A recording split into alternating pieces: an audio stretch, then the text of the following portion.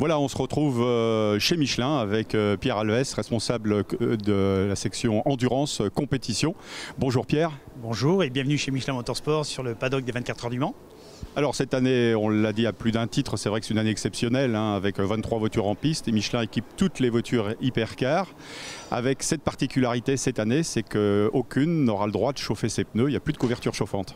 C'est vrai, ça va être une première sur les 24 heures du Mans de rouler sur les catégories hypercar sans chauffe de pneus. Bon, faut savoir que ces pneus, ces pilotes et ces voitures ont l'habitude de rouler sans la chauffe des pneus parce qu'on fait le championnat du monde d'endurance sans la chauffe de pneus. Mais bon, c'est vrai que ça va être le challenge ce week-end de ne pas chauffer ces pneus-là. Alors comment ça va se passer? On peut imaginer quand même que dans la mesure où le circuit, il y a des virages d'entrée de jeu, ça va permettre de chauffer les pneus peut-être plus rapidement que sur d'autres circuits du championnat WEC. Oui, exactement. Là, le layout, le tracé du circuit permet de mettre un petit peu de température dans le pneu dès la sortie des box. On a une petite partie sinueuse, donc là on voit qu'on a pu évaluer pendant le test day, les premières free practice, les premiers essais libres, qu'on a le cran de gomme soft qui permet d'avoir tout de suite la bonne température dans le pneu. Le pilote est en confiance dès qu'il arrive au virage du tertre rouge. S'il roule le cran médium, ça va être un peu plus long. On voit que le potentiel du pneu arrive lorsque l'on arrive à Mulsanne ou Indianapolis. Mais bon, ça reste encore acceptable pour les pilotes. Mais bon, c'est une belle occasion pour le pilote de montrer qu'il est capable de monter les pneus en température. Pour nos téléspectateurs, de combien de trains de pneus dispose chaque team d'hypercar, chaque voiture on va dire? Alors, les voitures sont autorisées de rouler pendant la course uniquement 56 pneus, ce qui est 14 trains de pneus. Donc 14 trains de pneus pour faire les 24 heures, donc il va falloir qu'ils multiplient les relais avec le même train de pneus. Donc nous, bien sûr, on préconise de conserver les pneus parce que chaque fois qu'il y a un changement de pneus, c'est tout de suite 15 à 20 secondes de gagner. C'est des secondes économisées sur la piste. Donc plus on conserve les pneus sur la voiture, plus de temps on économise sur la piste. Combien de relais on peut imaginer cette année? Alors un relais, ça sera en moyenne de 12 à 13 tours pour chaque voiture. Donc 12 alors, on va voir quelles seront la stratégie de chacun, c'est un peu tôt pour le dire, mais on devrait arriver à 32-33 relais sur l'ensemble de la course des 24 heures. L'objectif de Michelin, c'est encore d'accroître tout cela, d'augmenter peut-être encore plus le nombre de relais l'année prochaine, mais aussi avec des pneus de plus en plus durables.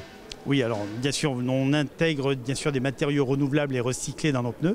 Sur la gamme Slick, aujourd'hui, nous avons 30% de matériaux renouvelables et recyclés dans le pneu, donc un tiers du pneu. Et sur le pneu pluie, on n'a qu'un seul pneu pluie unique, il n'y a plus de séchant ou de pneu full wet, pneu forte pluie. Et ce pneu-là intègre déjà 45% de matériaux durables. Donc bien sûr, l'ambition du groupe Michelin, c'est toujours d'aller au-delà. On met des matériaux durables, mais il ne faut pas qu'il y ait de compromis sur la performance. Donc l'ambition, c'est dès 2025, sur la nouvelle gamme hypercar, d'aller plus loin sur ce ratio de matériaux durables. On vise les 50% sur les slicks et au-delà de 60-65% sur les pneus pluie. Et l'ambition du groupe Michelin, c'est que d'ici 2050, c'est que 100% des pneus produits par le groupe Michelin, des pneus poids lourds, de bus, de voitures, de Monsieur Tout-le-Monde, c'est que tous ces pneus-là soient produits avec des matériaux renouvelables et recyclés à 100%. Un dernier mot Pierre, la couleur des pneus, puisqu'il y a 3 types de pneus pour le sec et puis les pneus pluie. Comment on les reconnaît? Alors c'est facile à les reconnaître maintenant parce que c'est vrai qu'un pneu c'est rond et noir. Donc là on a pris le parti de mettre une visibilité au moins sur le flanc du pneu.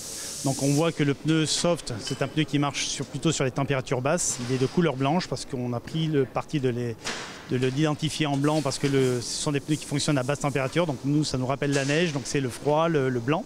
Et ensuite, on aura le cran médium, il sera jaune.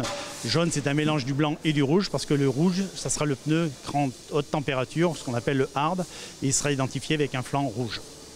Merci Pierre, donc Michelin qui est invaincu depuis 1998 au Mans, qui était pionnier puisqu'il avait gagné en 1923, et qui est en quête d'une troisième victoire au Mans cette année, 33. Et la 27e consécutive.